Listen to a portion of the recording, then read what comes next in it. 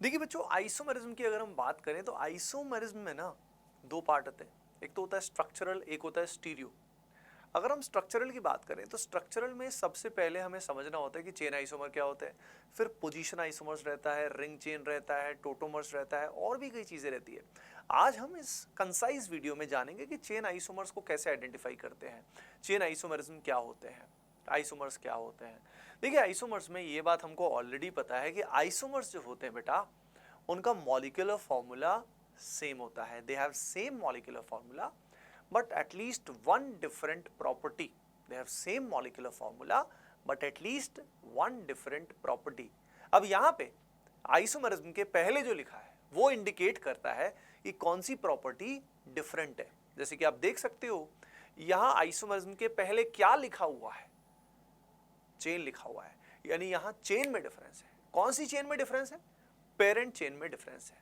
तो ये वो आइसोमर्स है जिनका पेरेंट चेन लेंथ डिफरेंट होगा, they have different parent chain length. जैसे कि यहाँ पे आइए देखते हैं with the help of an example, you can see ये जो पर्टिकुलर एग्जांपल आपको दिया हुआ है इसका जो मॉलिक्यूलर फॉर्मूला है दैट इज C5H12। 5 कार्बन है, पेरेंट चेन आपको दिखाई दे रहा है। अब यहीं पे अगर मैं इसी का वेरिएशन बनाता हूं जिसमें हमने क्या किया, पेरेंट चेन की लेंथ को 4 कर दिया और यहां पे हमने मिथाइल को लगा दिया, तो यहाँ पेरेंट चेन लेंथ क्या हो गई, कम हो गई। यानी ये हमारा एन पेंटेन था, नॉर्मल पेंटेन, और ये है हमारा 2 मिथाइल ब्यूटेन। दोनों का जो आईपीएसी नेम आएगा that will be different. Similarly इसी में एक और पॉसिबिलिटी है जिसमें हम यहाँ पे अगर 2,2 डाइमिथाइल प्रोपेन बनाए, जैसे आप देख सकते हो ये 2,2 डाइमिथाइल प्रोपेन है, तो इसमें पेरेंट चेन फर्दर छोटा हो गया। तो ये तीनों आपस में क्या हो गए, चेन आइसोमर्स हो गए। All of them are chain isomers. तो चेन कैसे देखते हैं ये आपको सभी को पता लग गया होगा कि पेरेंट चेन लेंथ क्या होनी चाहिए, अलग होनी चाहिए। Obviously molecular formula must be same. इसीलिए कई बच्चे गलती क्या करते हैं, वो सीधा ही देखते हैं, जैसे इन दोनों को देखते हैं और इन दोनों को देखा और सीधा जोश में आ गए, है ना। जोश में आना बहुत ही ऑब्वियस है भाई इस उम्र में।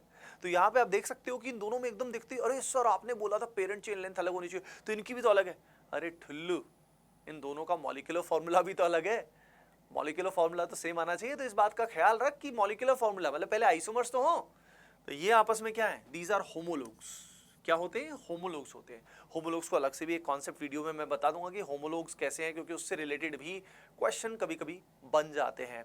तो यहाँ पे ये दोनों एक दूसरे के होमोलोग्स हैं, होमोलोगस सीरीज के मेंबर्स हैं। Similarly, the same concept can be applied in the cyclic systems as well. जैसे कि आप देख सकते हो यहाँ पे बेटा, यहाँ पे आप सभी के सामने साइक्लोहेक्सेन है, फिर मिथाइल साइक्लोपेंटेन है, और उसके अलावा यहाँ पे इथाइल साइक्लोब्यूटेन है, राइट। अब यहाँ पे इन तीनों केसेस में you can see very clearly, देख सकते हो इन तीनों में डिफरेंस किस बात का है, पेरेंट चेन लेंथ का डिफरेंस है। यहाँ पे जो पेरेंट चेन है उसका साइज 6 है, यहाँ पे 5 है, और यहाँ जो पेरेंट चेन का लेंथ है वो है 4। लेकिन overall the molecular formula is same, इन सभी में the molecular formula is C6H12। बात समझ में आई क्या?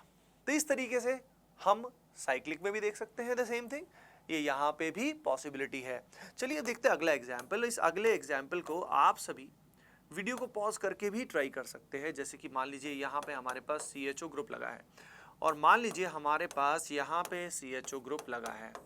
अब in both the cases what will happen, क्या होगा, यहाँ पे क्या होगा, यहाँ पे चेन आइसोमर्स है या नहीं है, इसको एक बार वीडियो को पॉज करके ट्राई करें एवरीवन, क्योंकि इसमें कॉमन गलतियाँ स्टूडेंट करते हैं। तो just try this question properly and you will understand कि यहाँ क्या हो रहा है। ओके, होपिंग दैट आप सभी ने इस सवाल को ट्राई जरूर किया होगा। तो मैं आप सभी को बताना चाहता हूं कि यहाँ पे अगर पेरेंट चेन देखोगे तो यहाँ से नंबरिंग स्टार्ट होगी, तो इसमें आपको नंबरिंग करना आना चाहिए, यानी आईपीएसी नेमिंग का बेसिक्स आना चाहिए आपको। यहाँ पे नंबरिंग करोगे तो बेटा 5 कार्बन पेरेंट चेन में आएंगे, और यहाँ से शुरू करोगे तो इसमें 4 कार्बन पेरेंट चेन में आएंगे। तो पेरेंट चेन लेंथ अलग होने की वजह से दीज आर चेन आइसोमर्स, एक दूसरे के चेन आइसोमर्स कहलाएंगे। अब यहीं पे अगर हमारे सामने आ जाती है एक 6 मेंबर्ड चेन, यानी जिसका मॉलिक्यूलर फॉर्मूला हमारे पास है C6H14, तो ये हो गया हमारे पास N-हेक्सेन हो गया। अब N-हेक्सेन में अगर हमें चेन आइसोमर्स बनाने हैं तो किस तरह से सोच सकते हैं, तो भाई यहाँ पे 6 की बजाय हम सोच सकते हैं 5।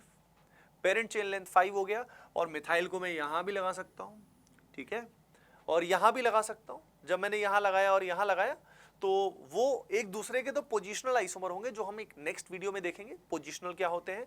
लेकिन this is one of the possibility. मैं सारी पॉसिबिलिटी नहीं बना रहा, जो मैं अभी आपके सामने बना रहा हूं ये तीनों जरूर आपस में, these are chain isomers of each other, ये एक दूसरे के चेन आइसोमर्स हैं।